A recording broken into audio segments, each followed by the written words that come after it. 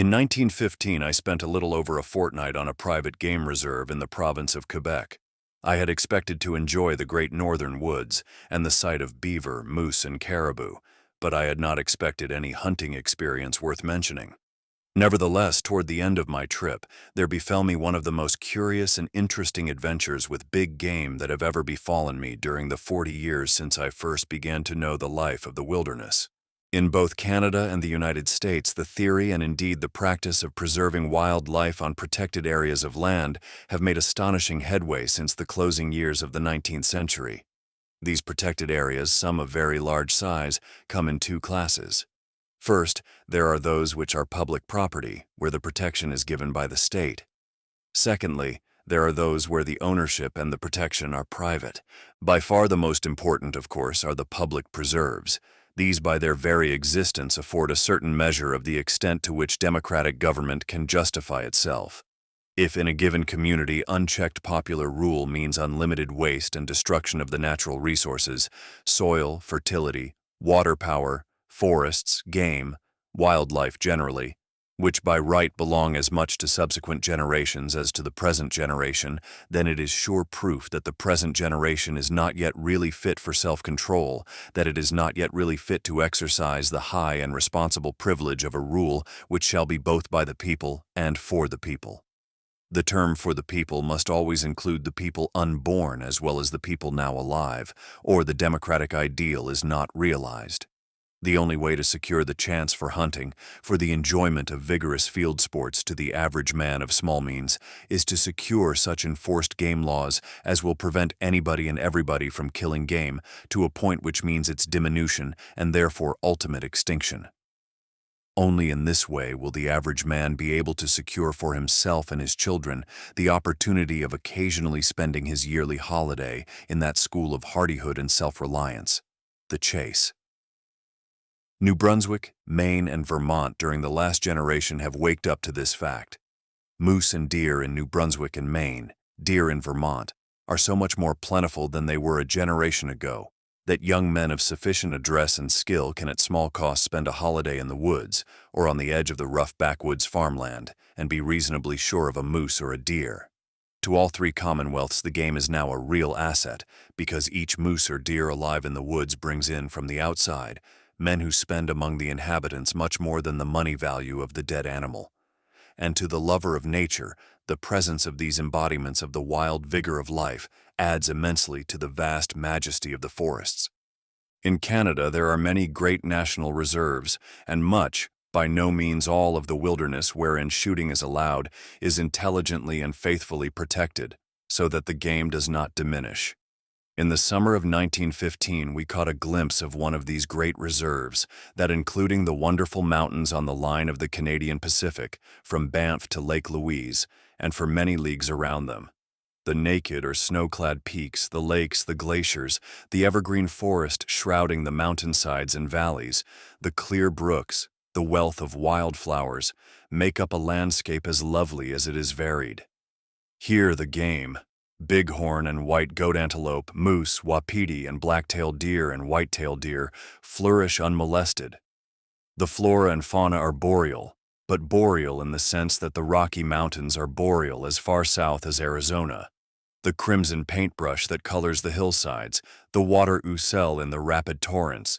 These and most of the trees and flowers and birds suggest those of the mountains which are riven asunder by the profound gorges of the Colorado, rather than those which dwell among the lower and more rounded eastern hill masses, from which the springs find their way into the rivers that flow down to the North Atlantic. Around these and similar great nurseries of game, the hunting is still good in places. Although there has been a mistaken lenity shown in permitting the Indians to butcher mountain sheep and deer to the point of local extermination, and although, as is probably inevitable in all new communities, the game laws are enforced chiefly at the expense of visiting sportsmen rather than at the expense of the real enemies of the game, the professional meat and hide hunters who slaughter for the profit. In eastern Canada, as in the eastern United States, there has been far less chance than in the West to create huge governmental game reserves, but there has been a positive increase of the big game during the last 2 or 3 decades. This is partly due to the creation and enforcement of wise game laws. Although here also it must be admitted that in some of the provinces, as in some of the states, the alien sportsman is judged with rhodomenthine severity, while the home offenders and even the home Indians are but little interfered with. It would be well if in this matter other communities copied the excellent example of Maine and New Brunswick. In addition to the game laws, a large part is played in Canadian game preservation by the hunting and fishing clubs. These clubs have policed and now police many thousands of square miles of wooded wilderness, worthless for agriculture. And in consequence of this policing, the wild creatures of the wilderness have thriven and in some cases have multiplied to an extraordinary degree on these club lands. In September 1915, I visited the Turile Club as the guest of an old friend, Dr. Alexander Lambert, a companion of previous hunting trips in the Louisiana canebrakes, in the Rockies, on the plains bordering the Red River of the South, and among the badlands through which the Little Missouri flows. The Turile Club is an association of Canadian and American sportsmen and lovers of the wilderness. The land, leased from the government by the club, lies northwest of the attractive Old World city of Quebec, the most distinctive city north of the Mexican border, now that the Creole element in New Orleans has been almost swamped. The club holds about 250 square miles along the main branches and the small tributaries of the St. Anne River, just north of the line that separates the last bleak farming land from the forest. It is a hilly, almost mountainous region, studded with numerous lakes threaded by rapid, brawling brooks and covered with an unbroken forest growth of spruce, balsam, birch, and maple. On the evening of the day I left Quebec, I camped in a neat log cabin by the edge of a little lake. I had come in on foot over a rough forest trail with my two guides or porters. They were strapping, good-humored French Canadians, self-respecting and courteous, whose attitude toward their employer was so much like that of old-world guides as to be rather interesting to a man accustomed to the absolute and unconscious democracy of the western cow camps and hunting trails. One vital fact impressed me in connection with them, as in connection with my Spanish-speaking and Portuguese-speaking friends in South America. They were always fathers of big families, as well as sons of parents with big families. The big family was normal to their kind, just as it was normal among the men and women I met in Brazil, Argentina, Chile, Uruguay, and Paraguay, to a degree far surpassing what is true of Native Americans, Australians, and English-speaking Canadians. If the tendencies thus made evident continue to work unchanged, the end of the 20th century will witness a reversal in the present positions of relative dominance in the new and newest worlds, held respectively by the people who speak English and the people who speak the three Latin tongues. Darwin, in the account of his famous voyage, in speaking of the backwardness of the countries bordering the Plate River, dwells on the way they lag behind in population and material development compared to the English settlers in Australia and North America. Were he alive now, the development of the countries around Buenos Aires and Montevideo would make him revise his judgment. And whatever may be the case in the future, so far this material development has not, as in the English-speaking world and in Old France, been accompanied by a moral change which threatens complete loss of race supremacy because of sheer dwindling in the birth rate. The men and women of Quebec, Brazil, and Argentina are still primarily fathers and mothers, and unless this is true of a race, it neither can nor ought to permanently prosper. The atrophy of the healthy sexual instinct is in its effects equally destructive, whether it be due to licentiousness, asceticism, coldness, or timidity. Whether it be due to calculated self-indulgence, love of ease and comfort, or absorption in worldly success on the part of the man, or on the part of the woman to that kind of shrieking feminism, the antithesis of all worth calling womanly, which gives fine names to shirking of duty, and to the fear of danger and discomfort, and actually exalts as praiseworthy the abandonment or subordination by women of the most sacred and vitally important of the functions of womanhood. It is not enough that a race shall be composed of good fighters, good workers, and good breeders, but unless the qualities thus indicated are present in the race foundation, then the superstructure, however seemingly imposing, will topple. As I watched my French guides prepare supper, I felt that they offered fine stuff out of which to make a nation. Beside the lake, an eagle owl was hooting from the depths of the spruce forest. Hoo-hoo, ho-oh-oh, hoo-hoo. From the lake itself, a loon, floating high on the water, greeted me with eerie laughter. A sweetheart sparrow sang a few plaintive bars among the alders. I felt as if again among old friends. Next day we tramped to the comfortable camp of the president of the club, Mr. Glenn Ford McKinney.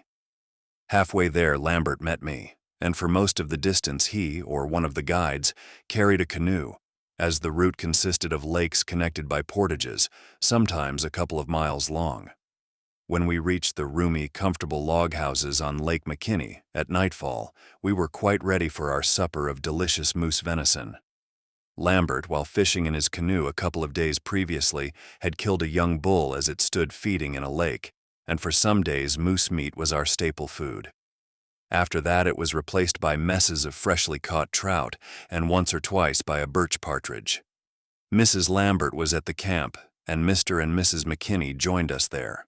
A club reserve such as this, with weatherproof cabins scattered here and there beside the lakes, offers the chance for women of the outdoors type, no less than for men no longer in their first youth, to enjoy the life of the wonderful northern wilderness, and yet to enjoy also such substantial comforts as warmth, dry clothes, and good food at night after a hard day in the open. Such a reserve offers a fine field for observation of the life histories of the more shy and rare wild creatures practically unaffected by man. Many persons do not realize how completely on these reserves the wildlife is led under natural conditions, wholly unlike those on small artificial reserves. Most wild beasts in the true wilderness lead lives that are artificial insofar as they are primarily conditioned by fear of man. In wilderness reserves like this, on the contrary, there is so much less dread of human persecution that the lives led by such beasts as the moose, caribou, and beaver more closely resemble life in the woods before the appearance of man. As an example, on the Torilli Game Reserve, wolves, which did not appear until within a decade, have been much more destructive since then than men, and have more profoundly influenced for evil the lives of the other wild creatures. The beavers are among the most interesting of all woodland beasts. They had been so trapped out that 15 years ago there were probably not a dozen individuals left on the reserve. Then they were rigidly protected. After 10 years, they had increased literally 100-fold. At the end of that time, trapping was permitted for a year. Hundreds of skins were taken, and then trapping was again prohibited. The beaver on the reserve at present number between 1,000 and 2,000.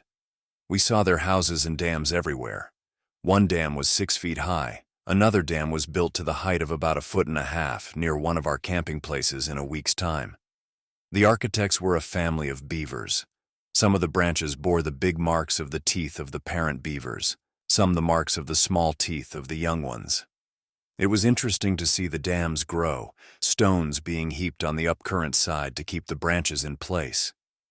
Frequently, we came across the animals themselves, swimming a stream or lake, and not much bothered by our presence. When left unmolested, they are quite as much diurnal as nocturnal. Again and again, as I sat hidden on the lake banks, beaver swam to and fro close beside me, even at high noon. One, which was swimming across a lake at sunset, would not dive until we paddled the canoe straight for it as hard as we could, whereupon it finally disappeared with a slap of its tail. Once at evening, Lambert pulled his canoe across the approach to a house, barring the way to the owner, a very big beaver. It did not like to dive under the canoe and swam close up on the surface, literally gritting its teeth, and now and then it would slap the water with its tail, whereupon the heads of other beaver would pop up above the waters of the lake. By damming the outlets of some of the lakes and killing the trees and young stuff around the edges, the beaver on this reserve had destroyed some of the favorite haunts of the moose. We saw the old and new houses on the shores of the lakes and beside the streams. Some of them were very large, taller than a man, and twice as much across. Some of the old dams, at the pond outlets and across the streams, had become firm causeways grown up with trees. The beaver is a fecund animal. Its habits are such that few of the beasts of Raven can kill it more than occasionally, and when not too murderously persecuted by man, it increases with extraordinary rapidity. This is primarily due to the character of its food. The forest trees themselves furnish what it eats. This means that its food supply is practically limitless. It has very few food rivals. The trunks of full-grown trees offer what is edible to a most narrowly limited number of vertebrates, and therefore, a fact often lost sight of, until man appears on the scene, forests do not support anything like the same number and variety of large beasts as open grassy plains. There are tree-browsing creatures, but these can only get at the young growth. The great majority of beasts prefer prairies or open scrub to thick forest. The open plains of central North America were thronged with big game to a degree that was never true of the vast American forests, whether subarctic, temperate, or tropical. The great game regions of Africa were the endless dry plains of South and East Africa, and not the steaming West African forests. There are, of course, some big mammals that live exclusively on low plants and bushes that only grow in the forest, and some trees at certain seasons yield fruits and nuts which fall to the ground. But speaking generally, an ordinary full-grown tree of average size yields food only to beasts of exceptional type, of which the most conspicuous in North America are the tree porcupine and the beaver. Even these eat only the bark. No vertebrate, so far as I know, eats the actual wood of the trunk.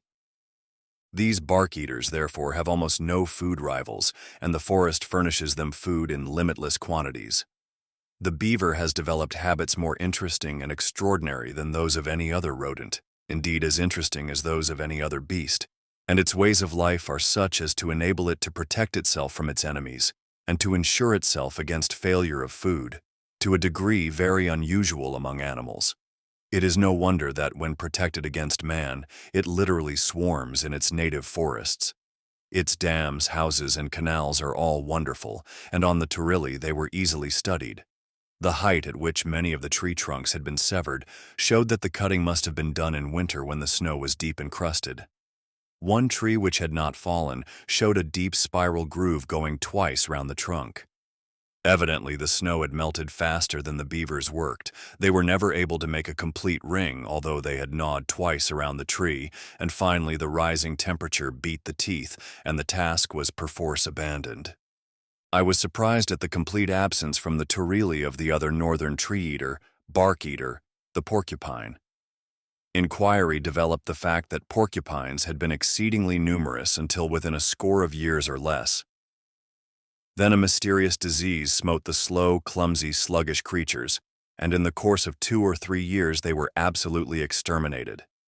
In similar fashion, from some mysterious disease, or aggregation of diseases which sometimes all work with virulence when animals become too crowded, almost all the rabbits in the reserve died off some 6 years ago.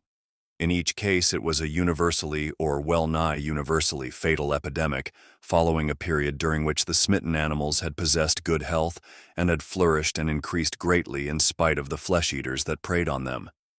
In some vital details, the cases differed. Hares, compared to porcupines, are far more prolific, far more active, and with far more numerous foes, and they also seem to be much more liable to these epidemics, although this may be merely because they so much more quickly increase to the point that seems to invite the disease. The porcupines are rather unsocial and are so lethargic in their movements that the infection took longer to do its full work. But this work was done so thoroughly that evidently the entire race of porcupines over a large tract of country was exterminated. Porcupines have few foes that habitually prey on them, although it is said that there is an exception in the shape of the pecan, the big savage sable, inappropriately called fisher by the English-speaking woodsman. But they breed so slowly, for rodents, and move about so little that when exterminated from a district many years elapse before they again begin to spread throughout it. The rabbits, on the contrary, move about so much that infectious diseases spread with extraordinary rapidity, and they are the habitual food of every fair-sized bird and beast of prey, but their extraordinary fecundity enables them rapidly to recover lost ground. As regards these northern wood rabbits, and doubtless other species of hares, it is evident that their beast and bird foes, who prey so freely on their helplessness, nevertheless are incompetent to restrain the overdevelopment of the species. Their real foes, their only real foes, are the minute organisms that produce the diseases which at intervals sweep off their swarming numbers. The devastation of these diseases, whether the agents spreading them are insects or still smaller microscopic creatures, is clearly proved in the case of these North American rabbits and porcupines. Probably it explains the temporary and local extermination of the Labrador meadow mice after they have risen to the culminating crest of one of those waves of life described by Dr. Cabot. It has ravaged among big African ruminants on an even more extensive scale than among these North American rodents. Doubtless such disease devastation has been responsible for the extinction of many, many species in the past. And where for any cause, species and individuals became crowded together, or there was an increase in moisture and change in temperature, so that the insect carriers of disease became more numerous, the extinction might easily befall more than one species. Of course, such epidemic disease is only one of many causes that may produce such extermination or reduction in numbers. More efficient food rivals may be a factor. Just as sheep drive out cattle from the same pasturage, and as in Australia rabbits drive out sheep. Or animal foes may be a cause. 15 years ago in the Turile, caribou were far more plentiful than moose. Moose have steadily increased in numbers. But some 7 years ago, wolves, of which none had been seen in these woods for half a century, made their appearance. They did not seriously molest the full-grown moose, nor the black bears, although they occasionally killed moose calves, and very rarely when in a pack an adult, but they warred on all the other animals, including the lucivees, when they could catch them on the ice in winter. They followed the caribou unceasingly, killing many, and in consequence the caribou are now far less common. Barthélemy Lirette, the most experienced hunter and best observer among the guides, even better than his brother Arthur, told me that the wolves usually made no effort to assail the moose, and that never but once had he heard of their killing a grown moose. But they followed any caribou they came across, big or little. Once on snowshoes he had tracked such a chase all day long. A single wolf had followed a caribou for 25 miles before killing it. Evidently, the wolf deliberately set about tiring his victim so that it could not resist. In the snow, the caribou sank deep. The wolf ran lightly. His tracks showed that he had galloped whenever the caribou had galloped, and walked behind it when it became too tired to run, and then galloped again when, under the terror of his approach, the hunted thing once more flailed its fading strength into flight. Its strength was utterly gone when its grim follower at last sprang on it and tore out its life. An Arctic explorer once told me that on a part of the eastern coast of Greenland, he found on one visit plenty of caribou and Arctic foxes. A few years later, he returned. Musk oxen had just come into the district and wolves followed them. The musk ox is helpless in the presence of human hunters, much more helpless than caribou, and can exist only in the appalling solitudes where even Arctic man cannot live. But against wolves, its only other foes, its habits of gregarious and truculent self-defense, enable it to hold its own as the caribou cannot. The wolves, which were hangers-on of the musk ox herds, speedily killed or drove out both the foxes and the caribou on this stretch of Greenland coast, and as a result, two once plentiful species were completely replaced by two other species, which change also doubtless resulted in other changes in the smaller wildlife. Here we can explain the reason for the change as regards three of the animals, inasmuch as this change was ultimately conditioned by the movements of the fourth, the musk ox. But we know nothing of the cause which produced the musk ox migration, which migration resulted in such unsettling of life conditions for the wolves, caribous, and foxes of this one locality. Neither can we, with our present knowledge, explain the causes which in Maine and New Brunswick during the last 30 or 40 years have brought about a diminution of the caribou, although there has been an increase in the number of moose and deer. Wolves cannot have produced this change, for they kill the deer easier than the caribou. Field naturalists have in such questions an ample opportunity for work of the utmost interest. Doubtless they can in the future give us complete or partial explanations of many of these problems which are at present insoluble. In any event, these continuous shiftings of faunas at the present day enable us to form some idea of the changes which must have occurred on innumerable occasions during man's history on this planet. Beyond question, many of the faunas which seem to us contemporary when their remains are found associated with those of prehistoric man were really successive, and may have alternated again and again before one or both finally disappeared. Life is rarely static, rarely in a state of stable equilibrium. Often it is in a condition of unstable equilibrium, with continual oscillations one way and the other.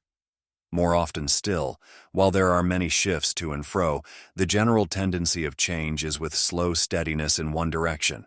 After a few days, the Lamberts and I shifted to Lambert's home camp, an easy 2 days journey, tramping along the portage trails and paddling across the many lakes. It was a very comfortable camp by a beautiful lake. There were 4 log cabins, each watertight and with a stove, and the largest was in effect a sitting room, with comfortable chairs and shelves of books. They stood in a sunny clearing. The wet, dense forest was all around, the deep, mossy ground spangled with bright red partridge berries. Behind the cabins was a small potato patch. Wild raspberries were always encroaching on this patch and attracted the birds of the neighborhood, including hermit and olive-back thrushes, both now silent. Chickadees were in the woods, and woodpeckers, the Arctic, the hairy, and the big log cock, drummed on the dead trees.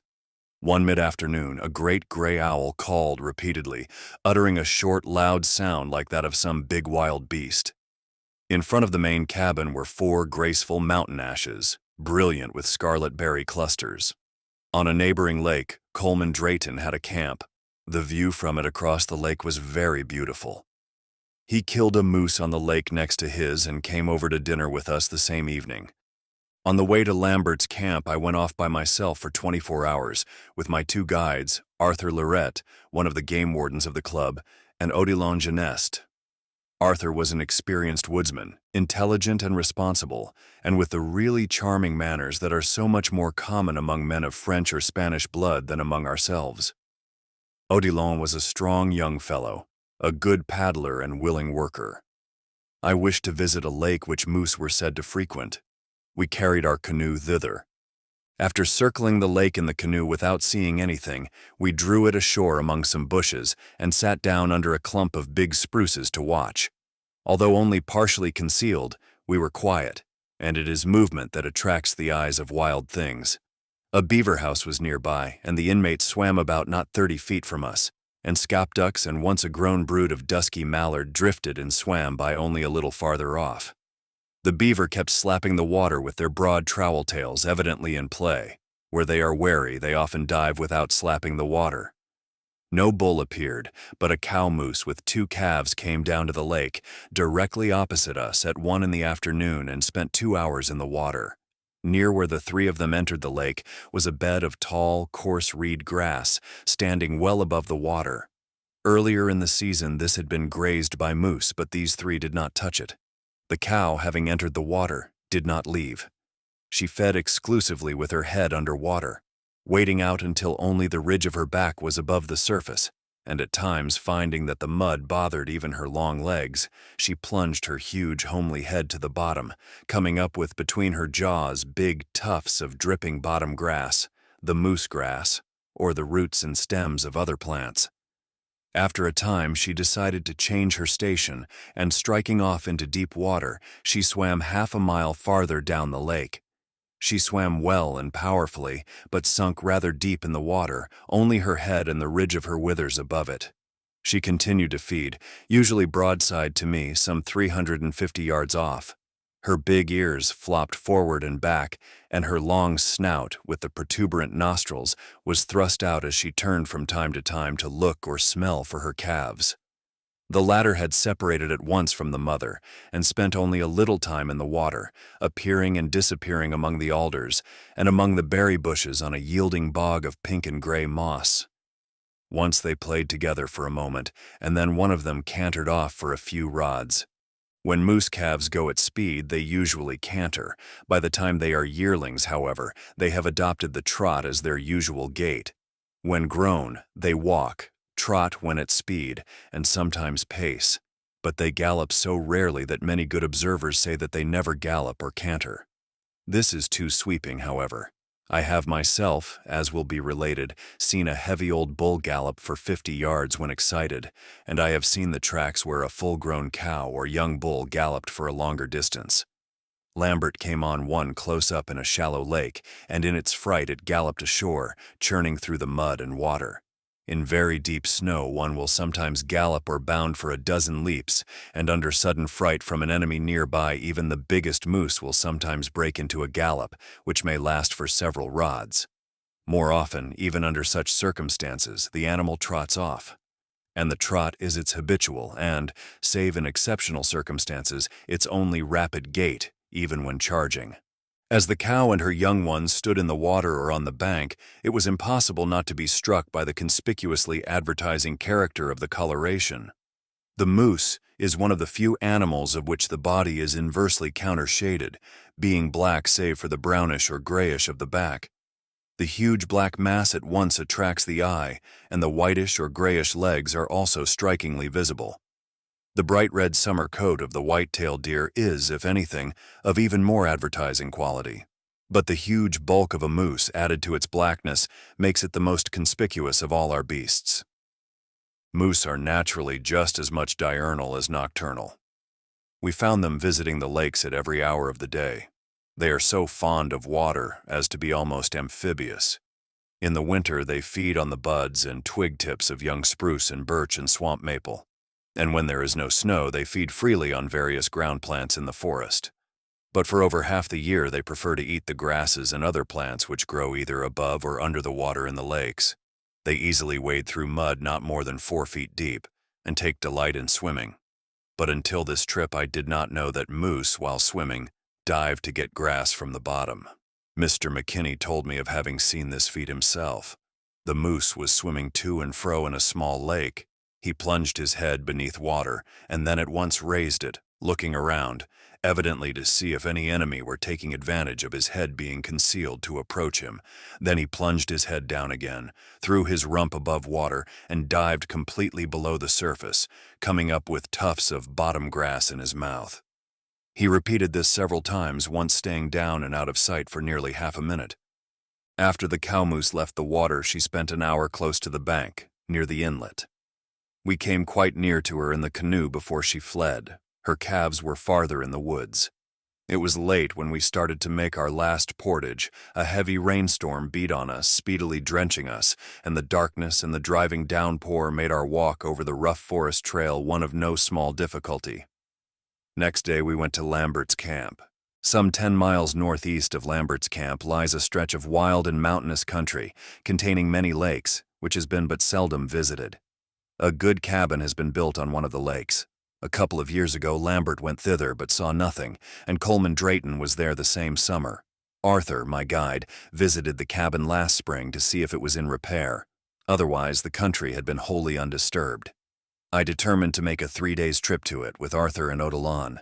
We were out of meat, and I desired to shoot something for the table. My license permitted me to kill 1 bull moose.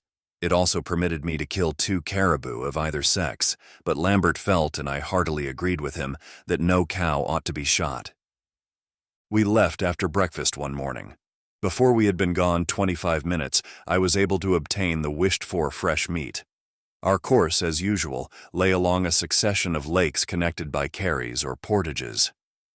We were almost at the end of the first portage when we caught a glimpse of a caribou feeding in the thick woods some 50 yards to the right of our trail. It was eating the streamers of gray-green moss which hung from the dead lower branches of the spruces. It was a yearling bull. At first I could merely make out a small patch of its flank between 2 tree trunks, and I missed it. Fortunately, for if wounded, it would probably have escaped.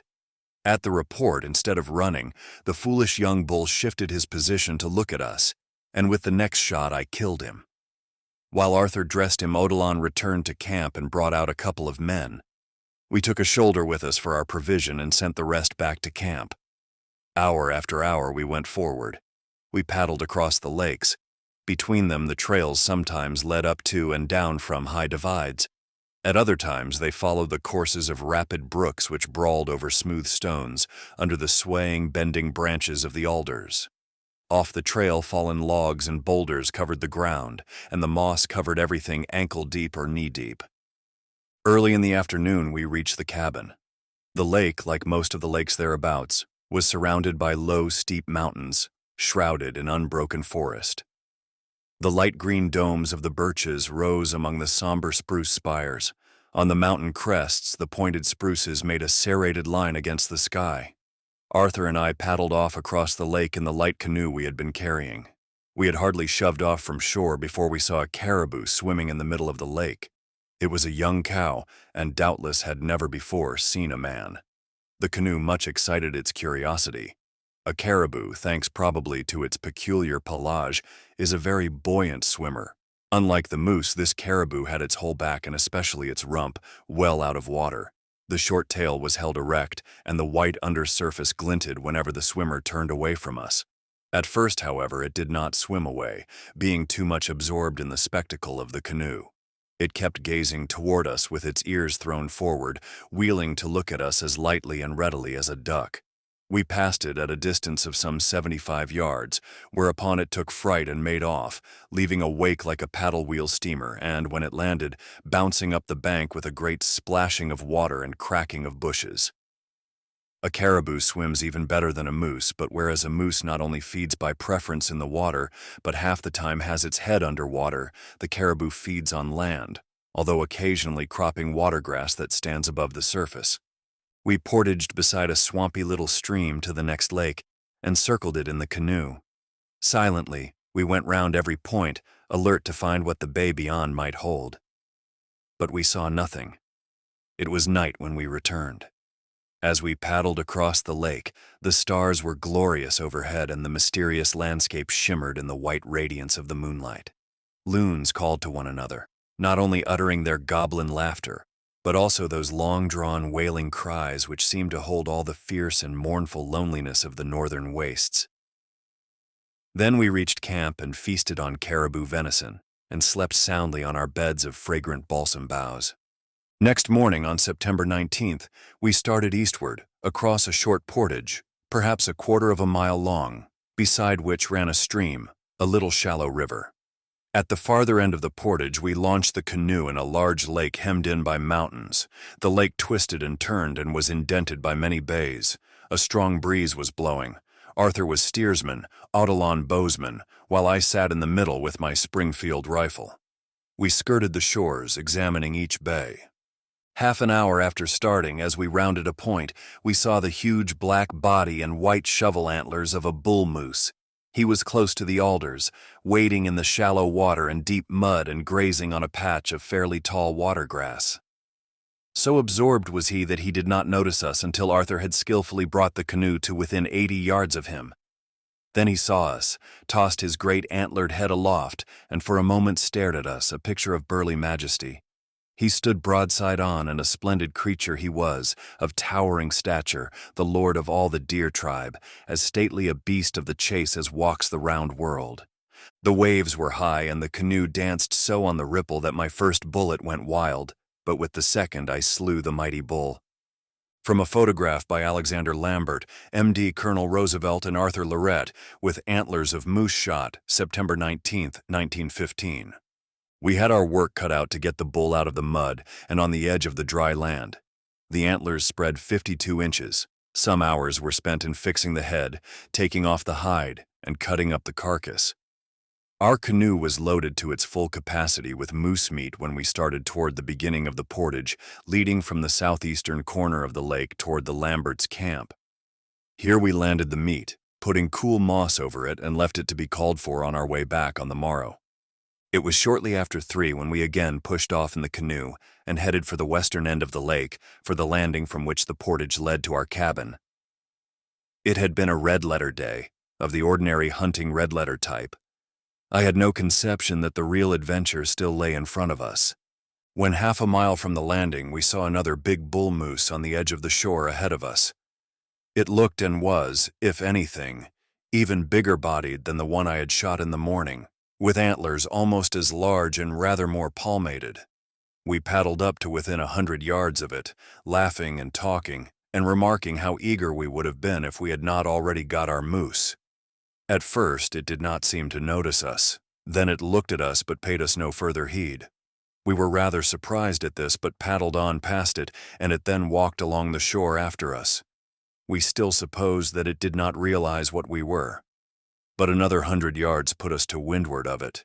Instead of turning into the forest when it got our wind, it merely bristled up the hair on its withers, shook its head, and continued to walk after the canoe along the shore. I had heard of bull moose during the rut attacking men unprovoked if the men were close up, but never of anything as wanton and deliberate as this action, and I could hardly believe the moose meant mischief. But Arthur said it did, and obviously we could not land with the big, evil-looking beast coming for us, and of course I was most anxious not to have to shoot it. So we turned the canoe round and paddled on our back track. But the moose promptly turned and followed us along the shore. We yelled at him, and Odilon struck the canoe with his paddle, but with no effect. After going a few hundred yards, we again turned and resumed our former course, and as promptly the moose turned and followed us, shaking his head and threatening us. He seemed to be getting more angry, and evidently meant mischief. We now continued our course until we were opposite the portage landing, and about 100 yards away from it. The water was shallow, and we did not wish to venture closer, lest the moose might catch us if he charged. When he came to the portage trail, he turned up it, sniffing at our footsteps of the morning, and walked along it into the woods, and we hoped that now he would become uneasy and go off. After waiting a few minutes, we paddled slowly toward the landing, but before reaching it, we caught his loom in the shadow as he stood facing us some distance down the trail. As soon as we stopped, he rushed down the trail toward us, coming into the lake, and we backed hastily into deep water. He vented his rage on a small tree, which he wrecked with his antlers. We continued to paddle round the head of the bay, and he followed us. We still hoped we might get him away from the portage and that he would go into the woods. But when we turned, he followed us back and thus went to and fro with us. Where the water was deep near shore, we pushed the canoe close into him, and he promptly rushed down to the water's edge, shaking his head and striking the earth with his forehoofs. We shouted at him, but with no effect. As he paraded along the shore, he opened his mouth, lolling out his tongue, and now and then when he faced us, he ran out his tongue and licked the end of his muzzle with it. Once, with head down, he bounded or galloped round in a half circle, and from time to time he grunted or uttered a low, menacing roar. Altogether, the huge black beast looked like a formidable customer and was evidently in a most evil rage and bent on man-killing. For over an hour he thus kept us from the shore, running to meet us wherever we tried to go. The afternoon was waning. A cold wind began to blow, shifting as it blew. He was not a pleasant-looking beast to meet in the woods in the dusk.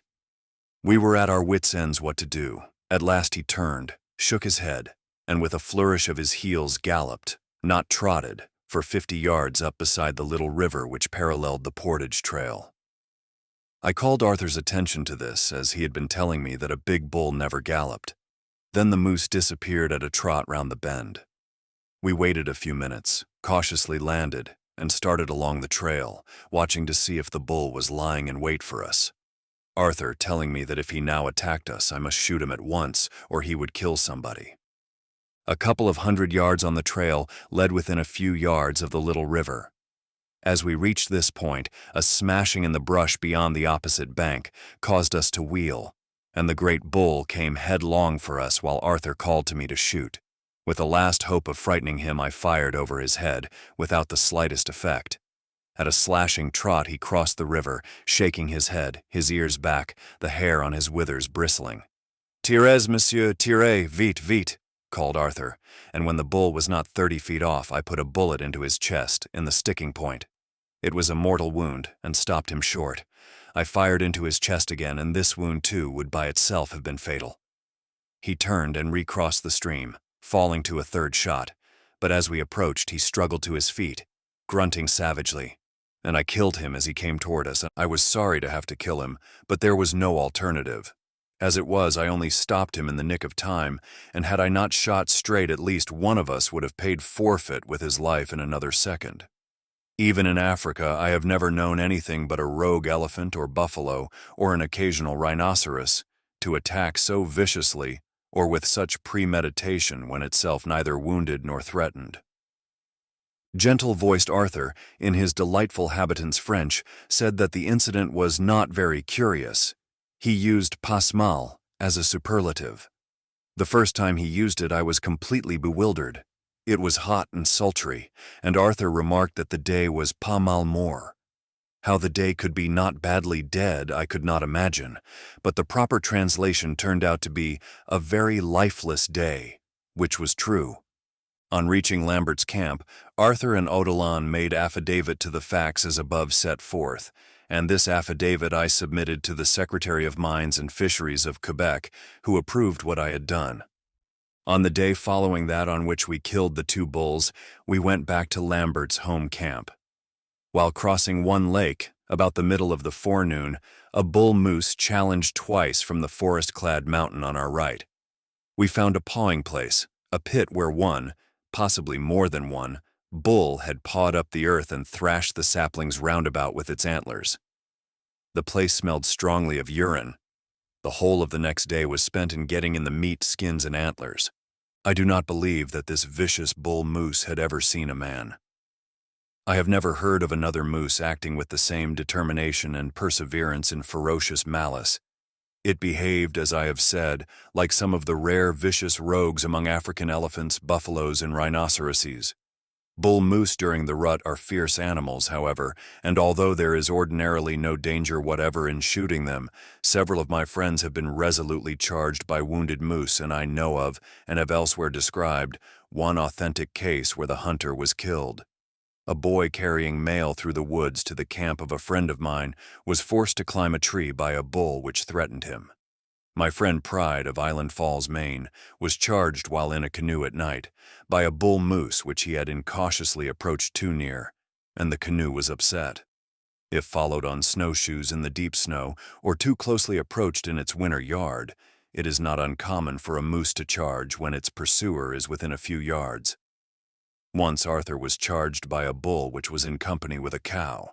He was in a canoe at dusk in a stream, and the bull rushed into the water after him while he paddled hard to get away, but the cow left and the bull promptly followed her.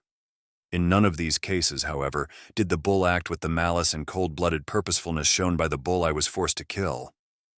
2 or 3 days later I left the woods.